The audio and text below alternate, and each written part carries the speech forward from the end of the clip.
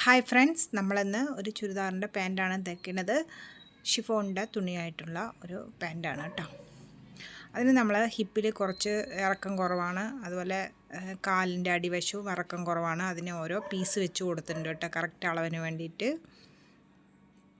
ഇതുപോലത്തെ തുണികൾ എടുക്കുമ്പോൾ ചിലപ്പോൾ അതിൻ്റെ ലെങ്ത്തൊക്കെ കുറവാകാൻ സാധ്യതയുണ്ട്. അപ്പോൾ നമ്മൾ ഹിപ്പിലും ഇതുപോലെ കട്ടിങ് പീസൊക്കെ വരില്ലേ, അതിന് ഹിപ്പിലൊരു പീസും കാലിൻ്റെ അടിവശത്തേക്ക് ഇതുപോലൊരു പീസിന് വേണ്ടിയിട്ടും ഞാൻ എടുത്ത് വെച്ച് കൊടുത്തിട്ടുണ്ട്.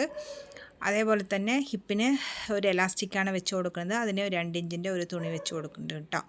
ഇതുപോലെ കാലിൻ്റെ അടിവശത്ത് വെച്ച് കൊടുക്കുമ്പോൾ ഒരു ക്യാൻവാസ് ഒട്ടിച്ചിട്ട് തിരിച്ചു കൊടുക്കുകയാണെങ്കിൽ നല്ല സ്റ്റിഫായിട്ട് കിട്ടും. ഇതുപോലെ 2 കാലിലും നമ്മൾ കട്ട് ചെയ്ത് വെച്ചിട്ടുണ്ട്. 2 കാലിൻ്റെയും അടിയിൽ വെച്ച് കൊടുക്കുന്ന ആ ബിറ്റിന് ക്യാൻവാസ് ഒട്ടിച്ചു കൊടുത്തിട്ടുണ്ട്. മുകൾ വശത്ത് നമുക്ക് എലാസ്റ്റിക് വെക്കാനായിട്ട് ഒരു ബിറ്റ് വേണം കേട്ടോ. അത് വളരെ കുറച്ച് ചെറിയൊരു തുണിയാണ്, അതുകൊണ്ടാണ് നിറയെ ബിറ്റായിട്ടുള്ള പീസുകൾ കൊടുക്കുന്നത്. പീസുകൾ കൊടുക്കുമ്പോൾ നമ്മൾ ഹിപ്പിലേക്ക് കൊടുക്കണം കേട്ടോ. താഴ്വശത്തേക്ക് കൊടുക്കുമ്പോൾ നമുക്കത് വൃത്തികേടായിട്ട് കാണും. അതുകൊണ്ട് കാലിൻ്റെ അടിവശത്ത് മടക്കി പോകുമ്പോൾ അതറിയില്ല. അതേപോലെ മുകൾ വശത്താണെങ്കിൽ നമ്മൾ ഹിപ്പിൻ്റെ മുകളിലായിട്ട് പീസ് കൊടുക്കുക, സെയിം പീസാണെങ്കിൽ കേട്ടോ. ഇതുപോലെ ഒന്ന് അടിച്ചെടുക്കുക.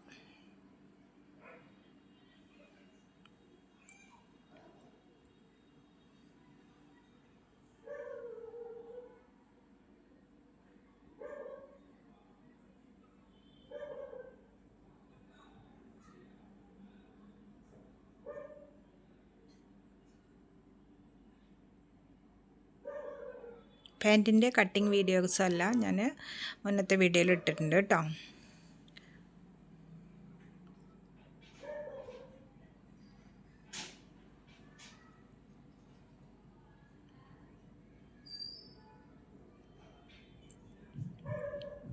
അടിച്ചു കഴിഞ്ഞതിന് ശേഷം മുകൾ വശത്തൂടെ നമ്മൾ ഓരോ സ്റ്റിച്ച് കൊടുക്കണം. പ്രത്യേകിച്ച് ഇതുപോലുള്ള തുണികൾ പിരിഞ്ഞു വരാൻ സാധ്യതയുണ്ട് കേട്ടോ. അതുകൊണ്ട് അടിവശത്തൊന്ന് മുകൾ വശത്തൊന്ന് അടിച്ചു കൊടുക്കുക. നൂലിങ്ങനെ ഊരി വരാതിരിക്കാനും സഹായിക്കുന്നതാണ്. ഇതുപോലെ മുകൾ വശത്ത് ഒരു സ്റ്റിച്ച് കൊടുത്താൽ കേട്ടോ.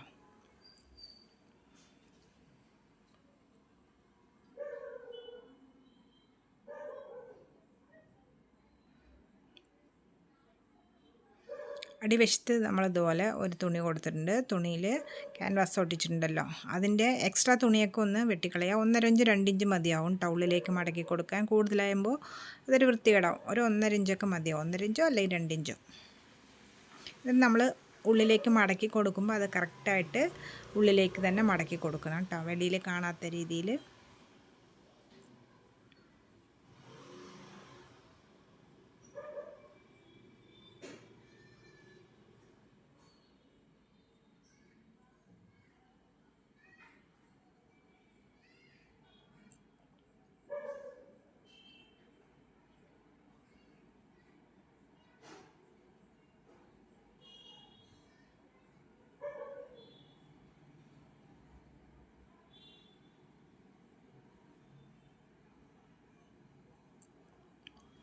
രണ്ട് കാലിൻ്റെയും അടിവശത്തും അതുപോലെ ഹിപ്പിൻ്റെ മുകളിലായിട്ടുള്ള ബിറ്റുകളൊക്കെ അടിച്ചു കൊടുക്കുക. എന്നിട്ട് നമ്മൾ സൈഡൊക്കെ ഹിപ്പിൻ്റെ ആ ഭാഗം ഉണ്ടല്ലോ, സെൻറ്റർ ലൈന്, ആ ഭാഗം ഒന്ന് അടിച്ചു കൊടുക്കുക. കാലിൻ്റെ വശങ്ങൾ ലാസ്റ്റാണ് അടിക്കേണ്ടത് കേട്ടോ.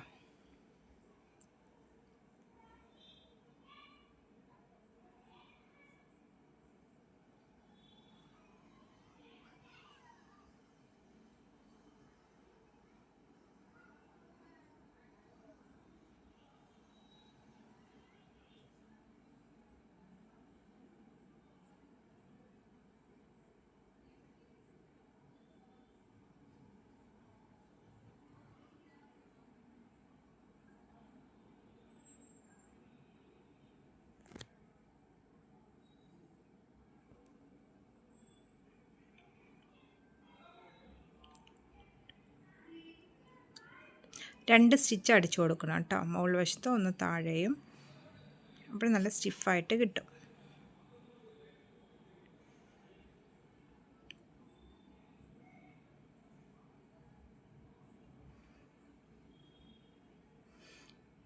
എന്നിട്ട് കാലിൻ്റെ ഇതുപോലെ നിവർത്തി വയ്ക്കുക. എന്നിട്ട് അടിവശത്തെ ആ ജോയിൻറ്റും മുകൾ വശത്തെ ജോയിൻറ്റും ആദ്യം ജോയിൻ ചെയ്യുക.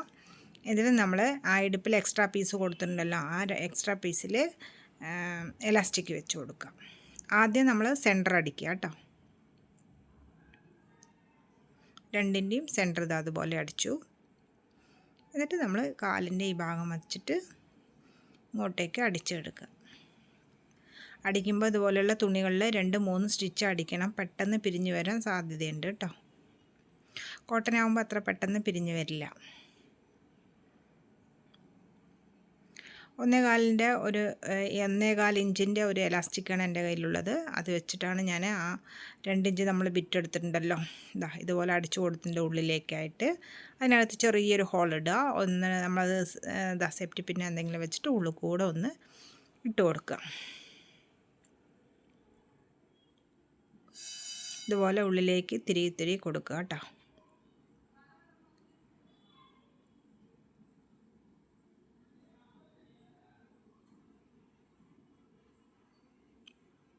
രണ്ട് സൈഡും നമ്മൾ എലാസ്റ്റിക് ജോയിൻ ചെയ്തിട്ട് ഉള്ളിലൂടെ ഇട്ടിട്ട് നമ്മൾ മുകൾ വശത്തേക്ക് പീസ് വെച്ച് അടിക്കാവുന്നതാണ്. ഇത് കുറച്ചുകൂടെ ഈസി ആയിരിക്കും ഇങ്ങനെ ചെയ്യുമ്പോൾ.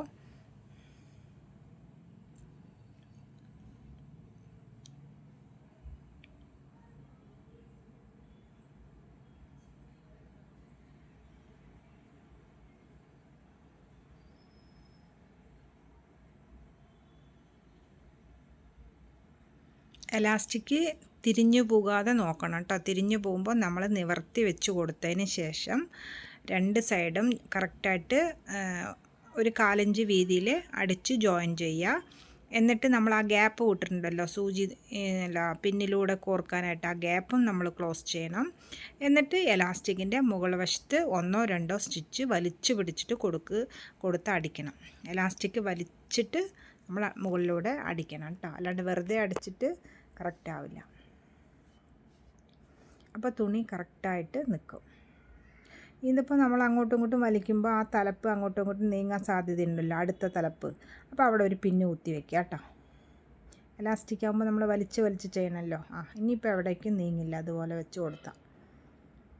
ഇത് ഇപ്പോൾ നമ്മളൊരു ഹിപ്പിന് എടുക്കുമ്പോൾ ഏത് ഹിപ്പിലെ സൈസിനനുസരിച്ചിട്ട് ഒരു 1/4 ഭാഗം 30 ഇഞ്ചിൻ്റെ ആണെങ്കിൽ, ഒരു 40 ഇഞ്ചിൻ്റെ ആണെങ്കിൽ നമ്മൾ 27-28 സൈസ് ഇഞ്ചിൽ എലാസ്റ്റിക് എടുത്താൽ മതിയാവും കേട്ടോ. നമ്മൾ നീറ്റായിട്ട് അടിച്ചു. താഴെ നമ്മൾ ഇതുപോലെ അടിച്ചു കൊടുത്തിട്ടുണ്ട് കേട്ടോ. വളരെ ഈസി ആയിട്ട് എലാസ്റ്റിക്കിൻ്റെ പാൻറ്റ് തയ്ക്കാവുന്നതാണ്.